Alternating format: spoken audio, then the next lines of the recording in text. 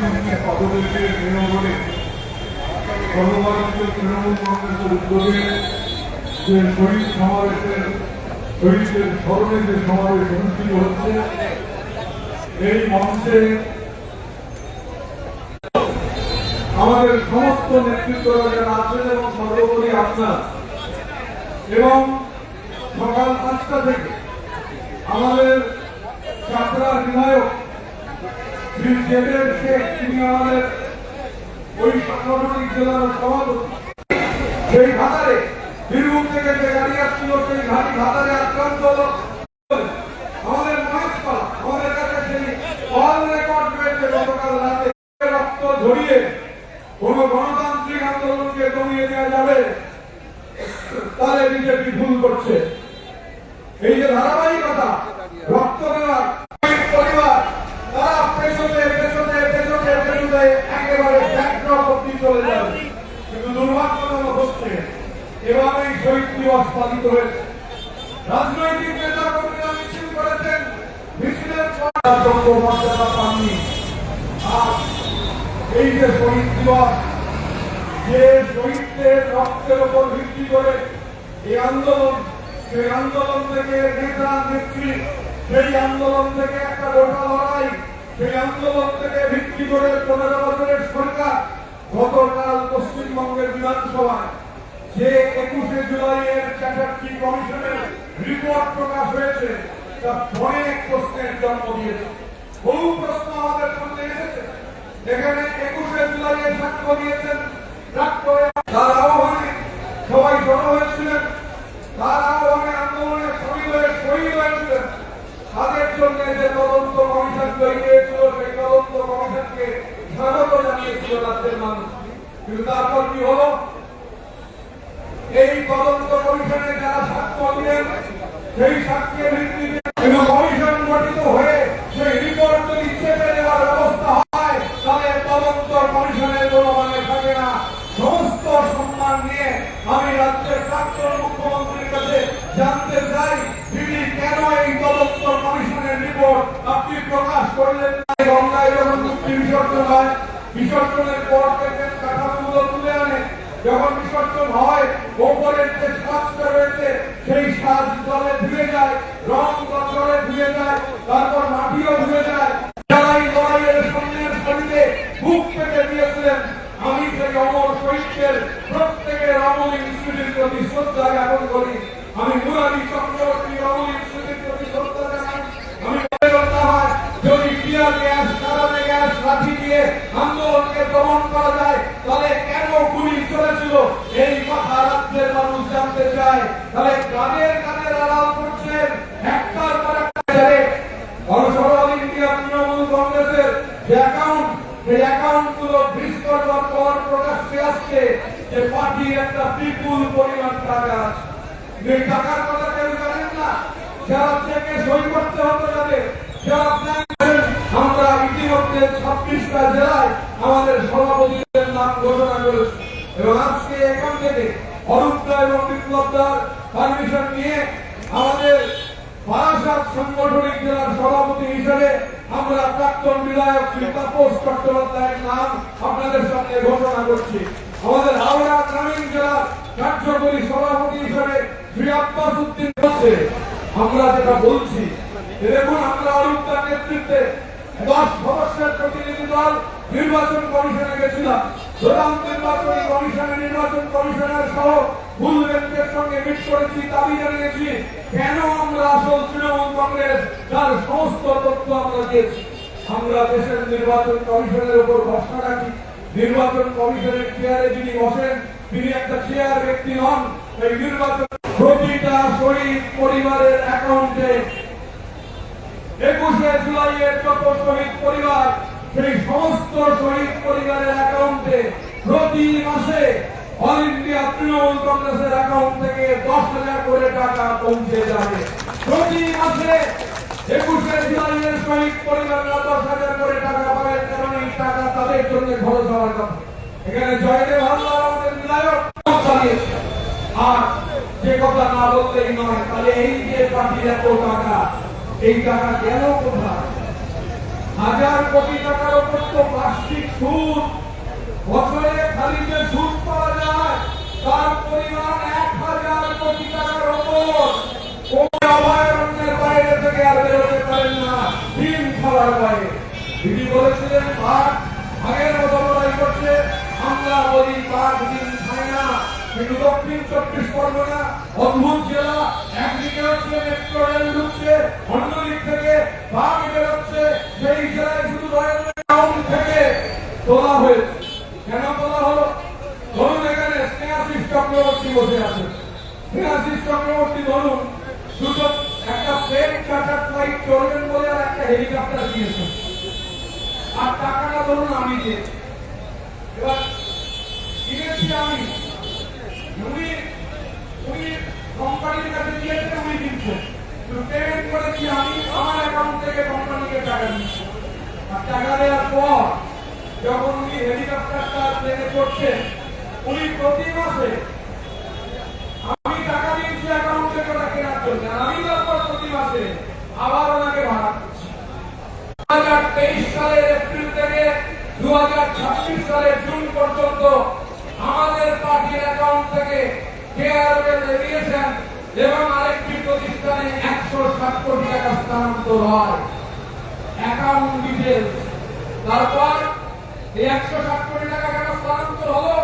Employer Legacy 600 বিমান charter ফ্লাইটটার নাম, Augusta 109 brand new helicopter, এগুলো কেনার জন্য প্রথমে 160, বাজারে আছে 160, বাকিটা আজকে বলছি। সারা যেখানকার মানুষ ক্যারিবিয়ান দ্বীপপুঞ্জ, ছোট ছোট দ্বীপ, অ্যান্টিগুয়া, ট্রিনিডাদ, টোবাগো, জামাইকা, বারবাডোস, ওখানে এরকম দ্বীপ আছে, ভানুয়াতু বলে একটা দ্বীপ আছে, আরো দ্বীপ আছে, কেনান আইল্যান্ড রয়েছে, আরো অনেক দ্বীপ আছে। এদিকে কি প্রাইভেট লিমিটেড খরচ পেনা? আমরা অরূপদার নেতৃত্বে যখন আলোচনা করেছি, আমরা ঠিক অন্য যে কোনো লড়াইয়ে প্রাণ দিয়েছেন সেই শহীদের মালিকানা হয় না। যদি মালিকানাই বলবেন তাহলে উত্তর দিতে হবে কমিশন 25 লক্ষ বলেছিল, আপনি কেন 2 লক্ষ টাকা দিয়ে প্রশ্নগুলো আনকমফোর্টেবল প্রশ্ন, অস্বস্তিকর প্রশ্ন, কিন্তু রাজনীতিতে এই প্রশ্ন আসবেই।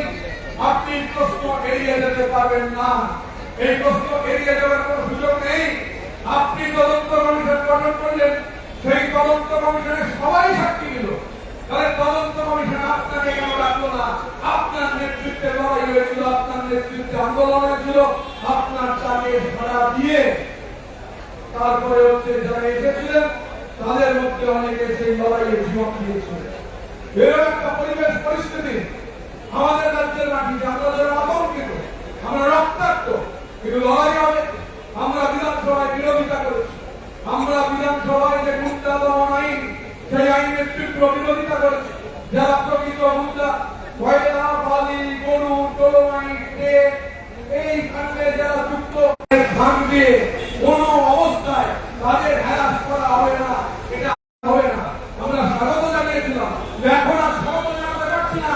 যেভাবে ভোর 5টা থেকে আমাদের কর্মীদের রক্ত দায় নেওয়ার সাথে সাথে ঠিক আপনার জোর অনেক বেশি হতে পারে, আপনাদের জোর আমাদের তো সীমিত জোর আছে। কি হবে? শহীদের 20টা জেলা, 27তম জেলা আমরা ঘোষণা করেছি।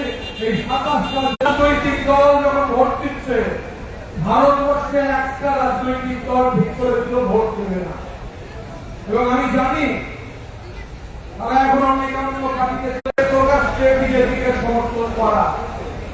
এবার অনেকে বলতে পারেন যে আপনারা সাহস কেন দেখাননি? না, ধনকরের বিরুদ্ধে আমরা ভোট দেবো না, আমরা অ্যাবস্টেইন করবো, মানে হচ্ছে অ্যাবসলিউট নাম্বার কমিয়ে দেবো যাতে ধনকরের জিততে সুবিধা হয়। এখন এই যে স্ট্র্যাটেজি, মানে আমি সমর্থনও করছি না আবার বিরোধিতাও করছি না, এই ঘড়ি মাছ মাছুরি পানি আদতে হচ্ছে বিজেপির হাত শক্ত করা। তারপর যখন আবার এমপি হয়ে গেলাম, এই ব্যাপারটার মানে বুঝলাম। একটা বিলে ভোটাভুটি হবে, গুরুত্বপূর্ণ, হঠাৎ করে ফোন এসেছে যে এখন পার্লামেন্টে এসো না, আমরা পার্লামেন্টে চলে এসেছি। বলছে না, তোমার শরীরটা ভালো নয়, তুমি ফিরে যাও। আমার শরীর ঠিক আছে। বলছে না, তুমি এখন বাড়ি চলে যাও। কেন বাড়ি যাবো? বলছে তোমার তো বলছে শরীরটা তোমার ঠিক নেই, তুমি বাড়ি চলে যাও। আমি তারপর আরো আমাদের 4-5 জন সহকর্মীকে ফোন করে জিজ্ঞাসা করলাম, সবাইকেই বলা হয়েছে সবাই অসুস্থ, কারুর বাথরুম পেয়ে গেছে, তিনি বাথরুমে ঢুকেছেন আর বেল বাজবার আগে পার্লামেন্টে ঢুকতে পারেনি, অ্যাবস্টেন করা হবে বলে। একাধিক বিল বিজেপি যাতে পাস করে যেতে পারে তার জন্য অ্যাবস্টেনশন। সেটিংয়ের কথা বলছেন, বিজেপির সঙ্গে সেটিং করা করেছে দীর্ঘদিন ধরে, বিজেপির সঙ্গে সেটিং করে বিজেপিকে মদত করে পার্লামেন্টে একের পর এক বিল কিভাবে পাস করিয়ে দিয়েছে। লোকসভায় বিল পাস হচ্ছে, 5টা ভোট কম হয়ে যাওয়া দরকার। আমাদের কিছু লোক, আমাদের বন্ধুরা, তারা হঠাৎ করে কেউ ভুলে গেলেন দিল্লি যেতে, কেউ ফ্লাইট মিস করলেন, কেউ পার্লামেন্টের বাথরুমে গেলেন, বাথরুম ছেড়ে তখন বেরোলেন, মোটামুটি দরজা বন্ধ হয়ে যায়। এগুলো সব হয়েছে একজন চার্টার্ড মাফিয়া আর তার কিছু রিংমাস্টার। প্রশ্ন জমা দেওয়া যাবে না, প্রশ্ন ক্যানাক্সিট থেকে কাটিয়ে দেওয়া হবে, সেই প্রশ্ন জমা দিতে হবে। আমি শেষ বেলায় কোনো প্রশ্ন জমা দিই, তার কারণ থেকেই ছিলাম। আমি বললাম মহম্মদের ঘটনা তো সত্য ঘটেছে, প্রশ্ন করেছে আমাকে পরিসরে লড়াই থাকবে, রাজনৈতিক মতপার্থক্য থাকবে, রাজনৈতিক বিরোধ থাকবে, কিন্তু কোন অবস্থায় দাঁড়িয়ে ধ্বংসাত্মক কোন রাজনীতি। আরো একটা গুরুত্বপূর্ণ দিক গতকালের রিপোর্টে পেয়েছি, রিপোর্টে যে বলা হচ্ছে যে গুলি চালাবার কোন পরিবেশ নেই, অন্য উপায় অবলম্বন করা যায়। এবার বললে খুব খারাপ নয়, আমাদের বিধায়করা এই যে পার্টির অ্যাকাউন্টগুলো আমরা অভিযোগ করছি, খুব খারাপ লাগে। একজন দুধ পাঠানো হয়েছিল, একজন দুধ এলো, যে বিধায়করা কমপ্লেন করেছেন বিধায়কের কাছে দুধ এলো, কেন দুধ এলো? বলছে তোমার মামলাটা তুলে নাও। কেন? বলছে দিদিরা এই বাড়িতে খাবে। আমাদের একজন বিধায়ক বলছে এটা পার্টির টাকা, দিদি তো এমনি দিদি বইয়ের রয়্যালটি আছে, ছবি আছে, ভাই দিয়ে দিদি চলে যায়, তাহলে এই 1000 কোটি টাকা লাগবে কেন? এই টাকার প্রয়োজন হবে কেন? কিন্তু এই বার্তা পাঠানো হলো যে মামলা তুলে নাও, মামলা তুলে না নিলে দিদি খাবে। আমরা বলছি আসলে ভাই বোন কি হবে?